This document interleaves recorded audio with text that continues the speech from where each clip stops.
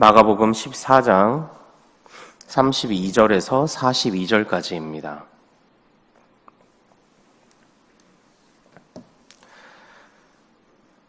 자, 우리 한 목소리로 같이 읽겠습니다. 시작. 그들이 겟세마네라 하는 곳에 이르매 예수께서 제자들에게 이르시되 내가 기도할 동안에 너희는 여기 앉아 있으라 하시고 베드로와 야고보와 요한을 데리고 가실새 심히 놀라시며 슬퍼하사 말씀하시되 내 마음이 고민하여 죽게 되었으니 너희는 여기 머물러 깨어 있으라 하시고 조금 나아가사 땅에 엎드려 수 있는 대로 이때가 자기에게서 지나가기를 구하여 이르시되 아빠 아버지여 아버지께서는 모든 것이 가능하시오니 이 잔을 내게서 옮기시옵소서.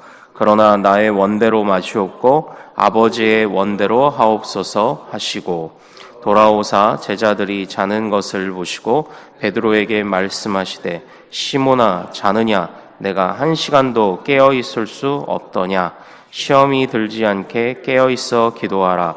마음에는 원이로되 육신이 약하도다 하시고 다시 나아가 동일한 말씀으로 기도하시고 다시 오사 보신즉 그들이 자니 이는 그들의 눈이 심히 피곤함이라. 그들이 예수께 무엇으로 대답할 줄을 알지 못하더라. 세 번째 오사 그들에게 이르시되 이제는 자고 쉬라.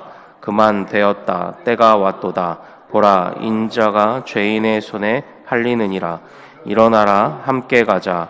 보라 나를 파는 자가 가까이 왔느니라. 아멘. 아멘. 오늘 우리 함께 읽은 이 말씀을 통해서요, 겸손한 기도라는 제목으로 은혜를 같이 나누도록 하겠습니다.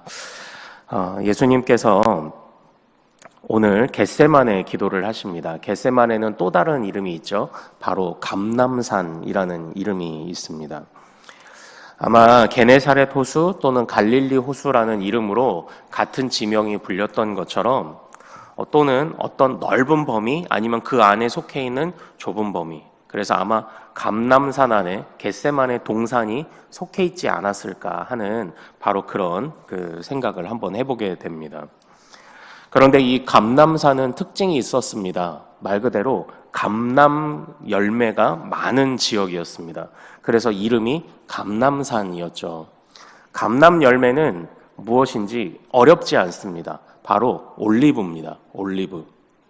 올리브는 오늘날 우리가 어떻게 사용을 합니까? 바로 요리를 하는 데에, 보통 요리를 하는 데에 올리브유를 많이 사용하죠.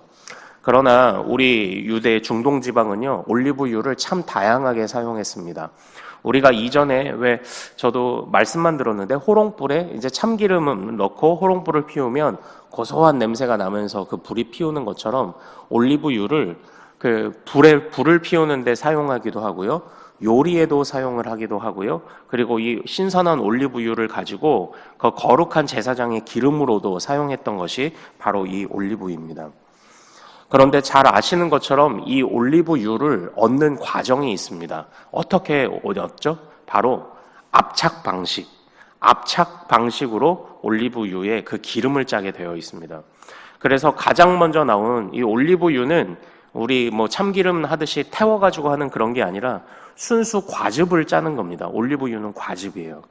압착 방식으로 처음 나오는 것을 엑스트라 버진이라고 보통 이야기를 하죠. 이런 것들을 이제 거룩한 제사장의 기름으로 쓰는 겁니다. 그리고 그 다음 나오는 등급, 나름대로 한 퓨어 등급 정도 될 겁니다. 이런 것들을 요리에 사용합니다. 그리고 가장 마지막에 찌꺼기, 진짜 우리로 따지면 이 참기름의 깻목에서 겨우 나올 듯 말 듯한 마지막까지 쥐어짜는 그 기름을 비로소 이제 불을 피우는 데 사용을 했고요. 남은 찌꺼기를 말려서 이제 화로 속에 넣어서 연료로 사용했던 것이 바로 이 올리브입니다.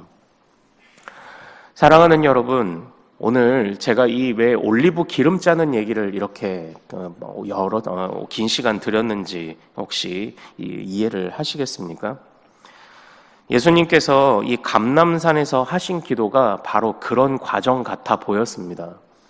짜고 정말 누르고 누르는 그 압박감, 정말 그 올리브유에 기름 한 방울도 놓치지 않겠다고 짜고 짜고 또 짜서 마지막까지 그 올리브에 그 남아있는 찌꺼기, 그 과육까지도 불에 태워버리는 이런 그 올리브와 같이 우리 주님의 기도가 바로 그런 기도입니다. 그 인류를 구원해야 한다는 그 압박과 그 눌림 속에서도 끝까지 자신의 육신까지 다 들여, 물과 피를 쏟을 뿐만 아니라 육신까지 다 들여서 정말 주님께서 우리를 구원하시고자 하셨던 그 강한 열망을 보여주셨던 게 바로 이 겟세마네 기도 아니겠습니까? 이 겟세마네 기도를 오늘 우리가 읽을 때 보면 자칫하면 예수님의 기도가 참 연약한 기도처럼 느껴집니다. 왜 그렇습니까? 아버지여, 이 잔을 내게서, 할 수 있거든 이 잔을 내게서 멀리 하옵소서, 이런 기도를 하셨기 때문입니다. 그러나 이 예수님의 기도는요, 순종의 기도였습니다. 우리에게 순종이 무엇인지를 보여주는 바로 그런 기도였습니다. 성경은 순종을 참으로 중요하게 여기는 그리스도인의 덕목으로 봅니다. 그래서 잠언 여러 곳에서도 바로 이런 순종에 관한 그러한 그 교훈들이 있죠. 진실로 하나님은 거만한 자를 비웃으시며 겸손한 자에게 은혜를 베푸시니 교만이 오면 욕도 오거니와 겸손한 자에게는 지혜가 있느니라. 주님은 겸손한 이런 순종들을 얼마나 기뻐하시는지 성경 여러 곳에서 바로 겸손을 말씀하셨습니다. 그런데 또 하나 성경 안에서요, 참 중요하게 보고 있는 이 겸손과 관련해서 중요하게 보고 있는 것이 무엇이냐면 잠언 15장 33절 여호와를 경외하는 것은 지혜의 훈계라 겸손은 존귀의 앞잡이니라. 바로 성경은 이렇게 중요한 겸손의 순종을 이야기할 때 그 겸손이 항상 하나님을 향해 있는 하나님 경외함으로부터 나오는 순수한 겸손과 순수한 순종이어야 한다고 이야기를 합니다. 그런데 오늘 이 예수님의 모습을 잘 보십시오.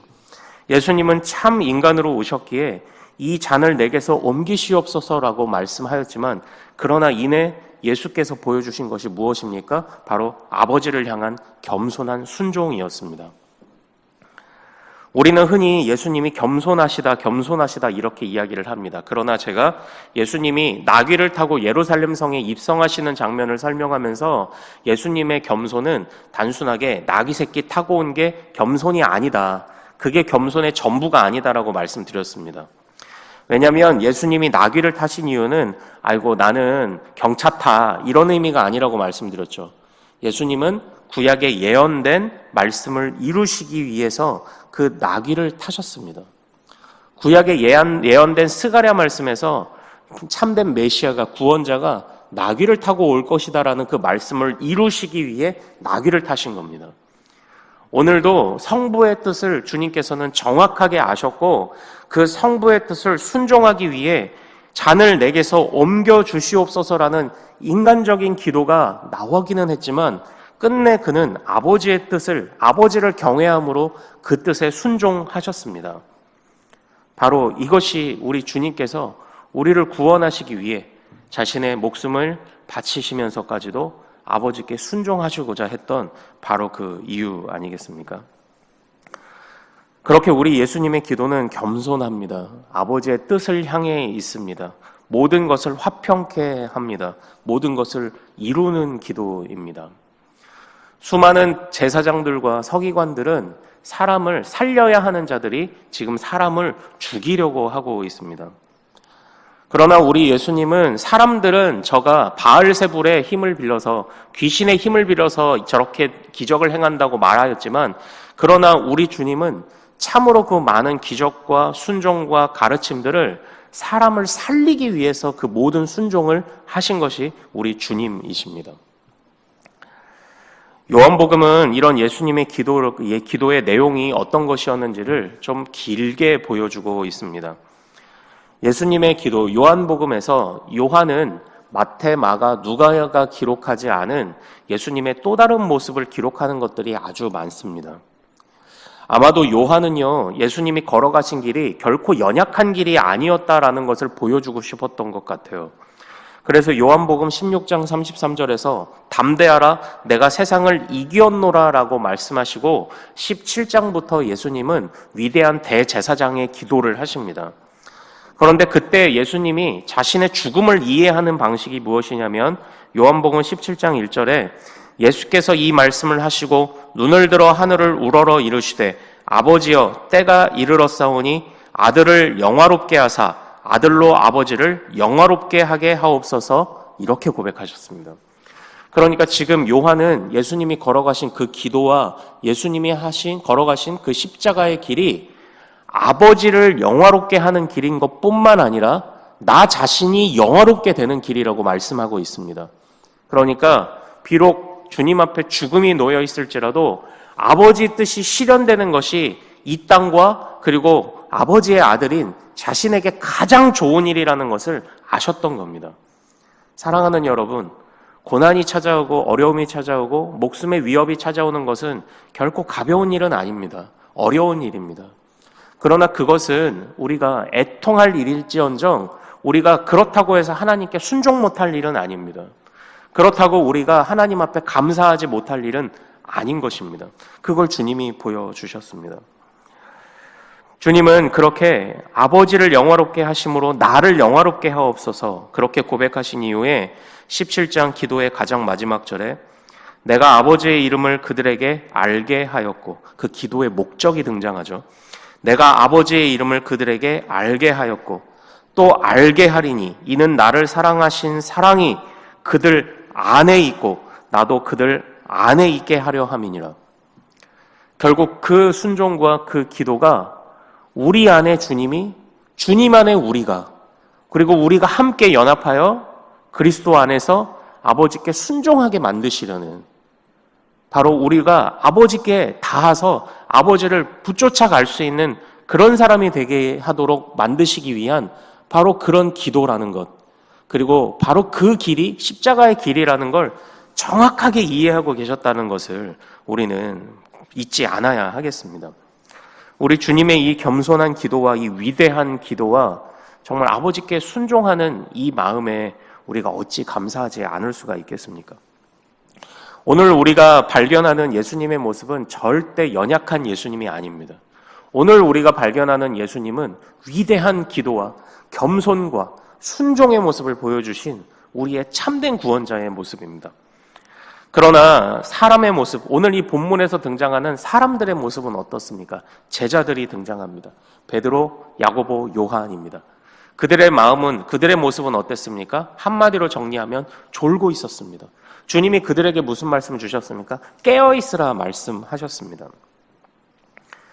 베드로, 야고보, 요한의 특징이 있습니다. 주님을 그렇게 쫓아다녔습니다. 주님이 사랑하시는 제자들이었습니다. 그러나 그들이 깨어있지 못했습니다. 그들은 예수님의 변화산의 변화를 목격한 자들입니다. 다른 제자들보다 더 많은 지식을 가졌습니다. 그러나 깨어있지 못했습니다. 사랑하는 여러분, 우리가 수많은 지식들을 갖는 것, 그것은 정말 좋은 양분이 됩니다. 그러나 그것을 지식을 채우는 것으로 끝난다면 그냥 좋은 양분을 또는 좋은 가능성을 가진 것으로 끝나버릴 수 있습니다. 우리가 비료를 샀으면 땅에 뿌려야 합니다. 우리가 영양제를 샀으면 먹어야 합니다. 그러나 그들은 변화산의 경험과 주님을 향하여 위대한 고백들을 한 자들임에도 불구하고 깨어있지 못했습니다. 그들은 좋은 양분을 가지고 있었지만 그냥 손에 쥐고 있었습니다. 바로 어떤 자였습니까? 주님께 달란트를 받았지만 그것을 땅속에 묻어두고 아무 일도 하지 않았던 불충한 종들이었습니다.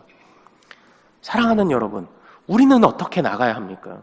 오늘날 우리는 이 고난 주간에 무엇을 회개해야 합니까? 주님이 깨어있으라 말씀하시는데 깨어있지 못한 우리였고, 주님이 수많은 달란트를 주시는데 남들과 비교하면서 양의 문제로 접근하며 불평이 많았던 우리 아닙니까?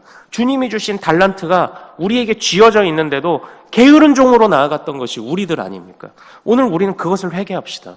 그것을 정확하고 예리하게 회개합시다. 주여, 우리도 주님 안에 있으므로, 주님이 우리 안에 있으므로 우리도 아버지의 뜻을 향하여 나아가셨던 바로 이 주님의 기도를 우리도 하게 하옵소서. 주여 이 길이 어려운 것을 모르는 게 아닙니다. 그러나 영광의 길, 아버지의 뜻을 따라가는 길이 영광의 길이기에 내가 기도하며 나의 슬픔도 어려운 마음도 내가 억누르고 인내하고 내가 그 길을 걸어가겠나이다. 깨어있지 못한 자들을 향한 주님의 책망 또는 깨어있지 못한 자들을 향한 주님의 안타까움, 그 안타까움으로 우리가 이 세상을 바라보고 희어져 추수하게 되었는데도 아직도 추수하지 못하고 그냥 그 밭을 썩게 만들어버리는 우리 교회의 게으름을 용서하여 주옵소서. 우리가 오늘 이 말씀을 붙잡고 주님의 기도를 묵상하며 같이 기도하기를 원합니다. 우리 기도하겠습니다. 고마우신 아버지 하나님, 참으로 주님께서 오늘 우리에게 보여주신 정말 이 기도는 아버지께 순종하신 겸손한 순종이요, 아버지를 경외함에서 나오는 참된 겸손인 줄로 우리가 배웠습니다. 하나님, 우리도 그 아버지의 그 겸손이 있게 하옵소서. 우리에게도 그 아버지를 향한 경외가 있게 하옵소서. 하나님, 우리의 마음을 억눌러야 할 때가 있지만 그러나 주님이 우리에게 맡겨주신 그 달란트들이 얼마나 귀한 것입니까? 수많은 지식들과 수많은 신앙의 경력들이 우리 안에 있고 아버지, 이것이 그냥 가능성으로 끝나지 않게 하시고 정말 좋은 양분이 되어서 정말 우리가 그것들을 가지고 주님께서 성장하기를 원하실 때 우리가 더욱더 붙잡고 성장하며, 그리고 또 주님이 나가라 하실 때 깨어 보내시는 대로 나아가는 우리가 될 수 있도록 인도하여 주시옵소서. 기도 외에는 이런 유가 나갈 수가 없느니라 말씀하셨던 그 주님의 말씀을 다 잊어버린 베드로와 야고보와 요한을 봅니다. 주님의 변화산의 모습을 보면서도 그 의미를 무엇인지 다 깨닫지 못했던 바로 이 제자들의 모습을 봅니다. 하나님, 우리도 어두운 자가 되지 않게 하옵소서. 우리도 깨어있는 자 되게 하옵소서. 주님 주신 달란트를 선하게 사용하는 자가 되게 하옵소서. 게으르고 무익한 종이 되지 않도록 도와주시옵소서. 하나님께서 참으로 우리 큰숲의 모든 가족들이 하나님의 은혜를 알고 주를 경외하며 주님께서 허락하신 것을 허투루 쓰지 않음을 다짐할 때 주님이 더 큰 은혜와 역사를 일으키실 줄로 믿습니다. 아버지 하나님, 참으로 우리를 주장하시고 하나님, 우리가 회개할 때 우리의 기도를 받으시며 아버지, 참으로 주님의 마음을 시원케 하는 종으로 우리가 거듭나는 큰숲의 가족들 되도록 인도하여 주시옵소서. 우리 주 예수 그리스도 이름으로 기도하옵나이다. 아멘.